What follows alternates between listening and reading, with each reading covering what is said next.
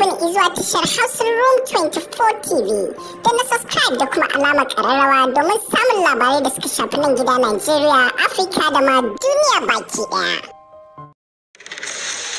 To masu sauraro barkanmu da hantsi, kuma a cikin shirin mu na yanzu za ku ji cewar wani dan bindiga ya yi harbe-harbe a filin jirgin sama na babban birnin kasar Australia, wani abu da ya haifar da rudani tsakanin matafiya.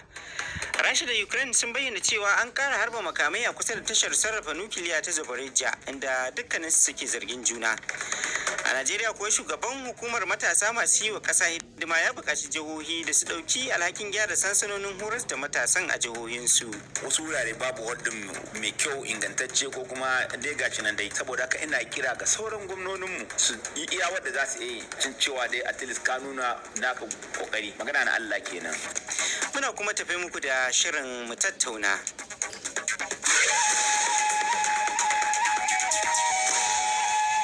Muna kuma bayar da haƙuri kasancewar ba za mu iya kawo muku martanin da mai baiwa gwamnan jihar Katsina shawara kan harkar tsaro wato Ibrahim Ahmed Katsina ya yi ba akan rahoton hare-hare da 'yan bindiga ke kaiwa a cikin ƙwarewar birnin Katsina saboda rashin kyawun sauti.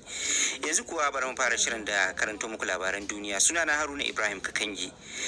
Kafofin yada labaru a Amurka sun ruwaito cewar marubucin nan Salman Rushdie, wanda wani mutum ya caka ma wuka a wani taro a birnin New York, ya fara magana kuma an cire masa na'urar taimakawa numfashi. Sun ce wakilin marubucin Andrew Wiley ne ya tabbatar da hakan. Tun bayan da aka kai Rushdie wani asibiti a Pennsylvania ne ranar Juma'a aka makala masa na'urar numfashi sanadiyar munanan raunuka da ya samu. Mutumin da ake zargi da laifin caka wukar da Hadi Matar ya musanta tuhumar da ake masa na yunkurin kisan kai. Shugaban Amurka ma Joe Biden ya shiga jerin mutanen da suka yi Allah wadai da harin.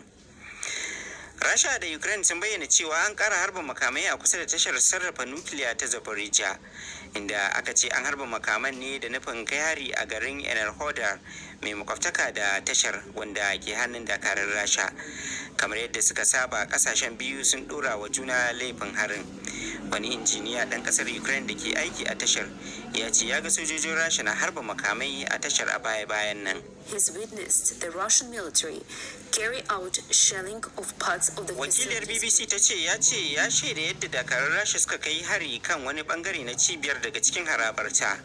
Ya shaida wa BBC cewar Rasha ta yi kokarin kai hari akan layukan da ke samar da lantarki ga na'urori na sanyaya cibiyar, kuma ya ce idan aka lalata sauran layukan lantarkin to kuwa za a iya fadawa cikin bala'in da nukiliyar ka haifar.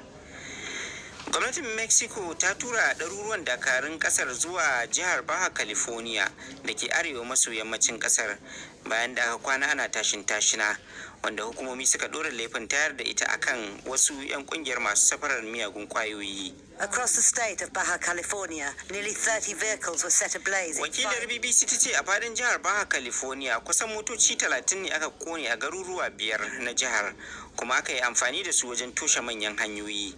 Birnin Tijuana, wanda ke iyaka da jihar California ta Amurka, ya kasance a garkame jiya Asabar, inda kantuna suka kukkulle kuma aka dakatar da karatu a jami'o'i. Gwamnatin kasar ta zargi wata kungiyar masu safarar kwaya da tayar da fitina, sannan kuma ta ce an kama mutane da dama. To labaran duniyar na zuwa muku ne daga nan sashen Hausa na BBC.